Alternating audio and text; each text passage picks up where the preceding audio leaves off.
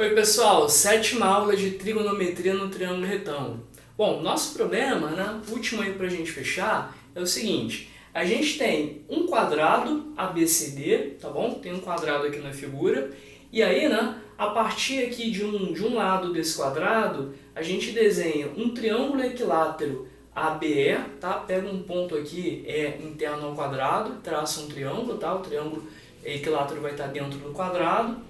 E quando a gente traça aqui essa diagonal BD, essa diagonal, né, corta o triângulo e aí surge, né, essa área aqui achurada. Essa região é a região que a gente precisa calcular a área dela, tá bom? O que a gente sabe aí, né, a única informação aí numérica que a gente tem é que o lado AB, né, ele vale raiz quadrada de 1 mais raiz de 3, tá bom? Raiz quadrada de 1 mais raiz de 3. E esse negócio é radical duplo, tem uma fórmula para lidar com isso e tal. Não precisa, tá? Não precisa pensar nisso não. E aí, pessoal, como é que a gente faz para descobrir, né, a área aí desse bendito desse triângulo BF aí marcadinho? Como é que faz, né? Vamos lá, vamos ver, né? Começando agora, né? Seguinte, aliás, né, vou começar a resolver aqui, mas claro, né, se quiser pausar, né, nem preciso dizer, né? Você pode aí tentar fazer, né? Tentar resolver esse desafio aí sozinho.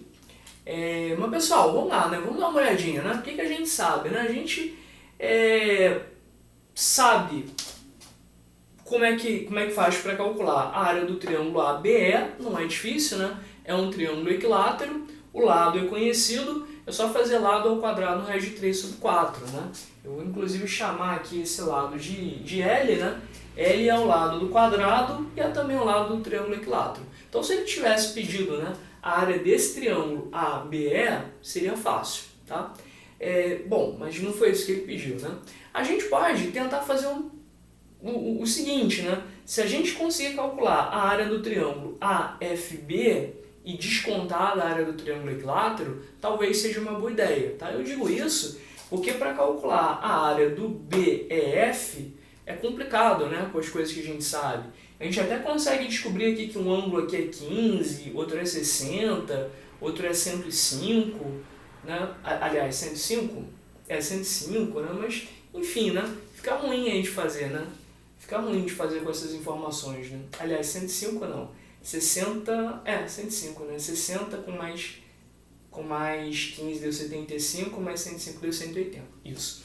A gente no triângulo BF, a gente não tem ângulo bonito, né? A gente tem ângulos estranhos. O triângulo não é retângulo, a gente não conhece nenhum lado, né? Então, talvez, né, seja uma boa ideia a gente fazer, né, a conta dessa forma. A gente vai olhar para o triângulo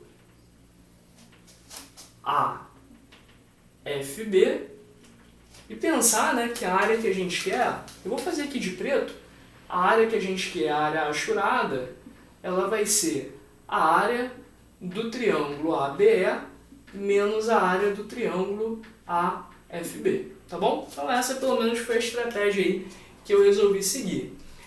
Bom, o que a gente sabe desse triângulo ABF, né? Ele parece já ser mais bonitinho, né?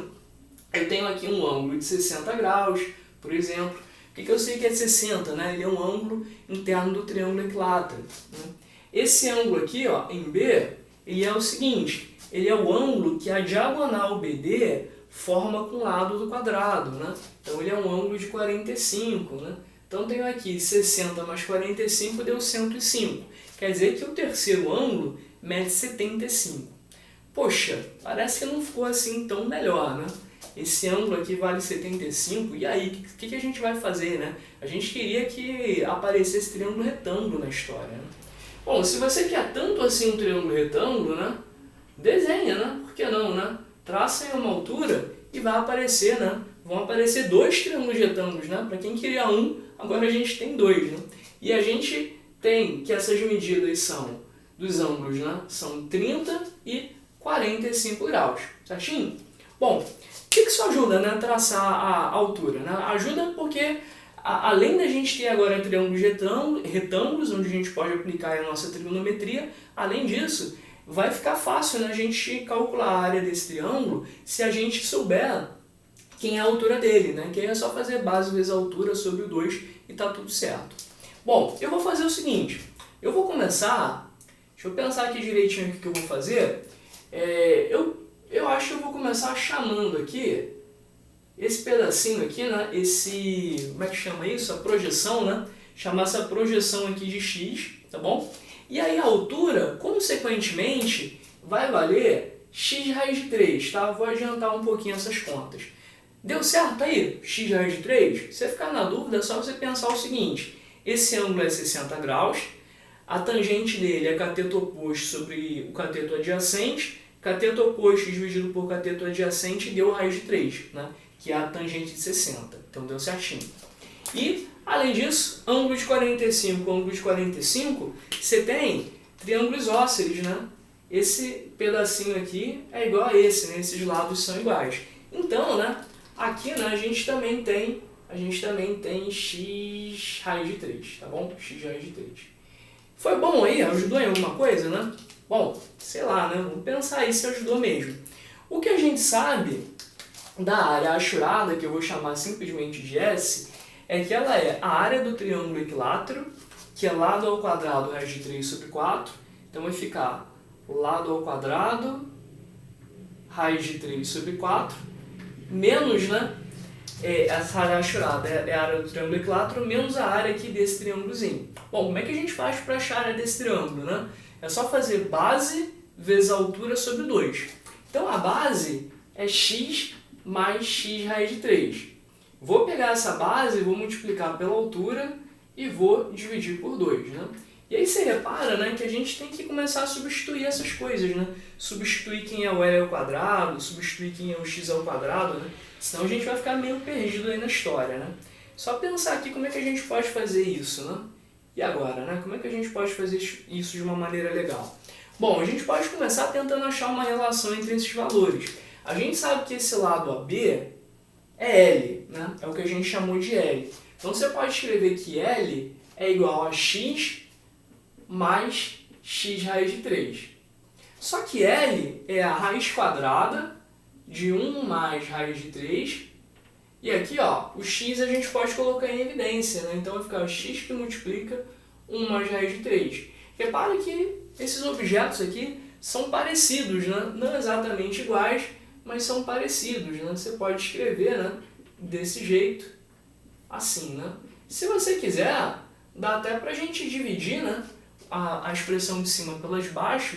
Repara que a expressão de baixo é a de cima elevado ao quadrado, não é? Se eu chamo esse numerador, sei lá, de y, o denominador é y ao quadrado. Então é como se eu fizesse y dividido por y ao quadrado, isso dá 1 sobre y. Ou seja, dá 1 sobre raiz de 1 mais raiz de 3. Esse é o valor de x, certinho? É isso mesmo? É isso, né? Então a gente descobriu, né? A gente descobriu que x vezes L é igual a 1, né? X vezes L é igual a 1. Será que isso ajuda a gente de alguma forma, né? Vai aparecer x vezes L aqui de algum jeito, né? Bom, se aparecer é bom, né? Avisa aí se você enxergar, tá? Não sei, né? Acho que não, né? Bom, o L ao quadrado, a gente já pode aproveitar e tirar essa raiz aqui mais externa, né? Já ajuda em alguma coisa. Vai ficar 1 mais raiz de 3, que multiplica a raiz de 3 sobre 4. Então, pelo menos essa parte aqui a gente já conseguiu substituir. Depois a gente tem x com x, ó, dá para colocar o x em evidência e multiplicar com esse x de fora. Então vai aparecer x ao quadrado, que multiplica 1 mais raiz de 3, que multiplica a raiz de 3. Tá? Tudo isso sobre 2. Poxa, x ao quadrado, né? Vamos dar uma olhadinha aqui, ó, como é que fica o x ao quadrado. Se a gente pega essa expressão e eleva ao quadrado, o quadrado de 1 é 1 mesmo, e no denominador vai sumir essa raiz mais externa. Então olha só, né? O que aparece? X ao quadrado multiplicado por 1 mais raiz de 3, olha que legal, dá exatamente 1, né? Então esses termos aqui estranhos, eles se cancelam, né? E aí já fica mais fácil a nossa vida, né? Nosso trabalho é esse, né? Tentar deixar essas expressões aqui um pouco mais simples. Vamos lá, vamos fazer essa distributiva. Aqui, raiz de 3 vezes 1, raiz de 3 vezes raiz de 3 deu 3, sobre 4, x ao quadrado que multiplica 1 mais raiz de 3, a gente viu, né? Vai dar 1, vai cancelar, vai sobrar só raiz de 3, assim, né? Sobre 2. Para a gente fechar, então, é só tirar o MMC, né? Olha que legal, né? Tirou o MMC e o problema parece aí que está resolvido, né? A gente só vai fazer agora o seguinte, a área vai ser 1 vezes raiz de 3, deixa eu fazer assim, 1 vezes raiz de 3, né? Mais 3, menos 2 raiz de 3, dividido por 4, né? E aí fechamos, né? Fechamos aqui a área, é só fazer, o 3 vai repetir, raiz de 3 menos 2 raiz de 3 vai ficar negativo, né? Menos raiz de 3, ufa, sobre 4, né? Saiu. Então, pessoal, esse é o nosso problema, desafio, né? Achar a área aí desse triângulo. A área é essa, 3 menos raiz de 3 sobre 4. Certinho? Então, na verdade, né? A gente até usou aí um pouco de trigonometria, mas acho que pegou mesmo, né? Foram esses cálculos, né? A gente somou um pouquinho aí para tentar simplificar aí, né? Essas expressões estranhas. Bom, pessoal, não sei vocês, né? Mas satisfeito por enquanto, a gente para aqui. Acho que a gente viu aí de trigonometria no triângulo retângulo tá legal, né? A gente não terminou ainda, a gente volta para falar de lei de seno, de lei de cossenos, trigonometria num triângulo qualquer, mas para trigonometria no triângulo retângulo eu acho que fechou, né? Isso aí tá legal por enquanto. Valeu, pessoal, a gente volta a se falar.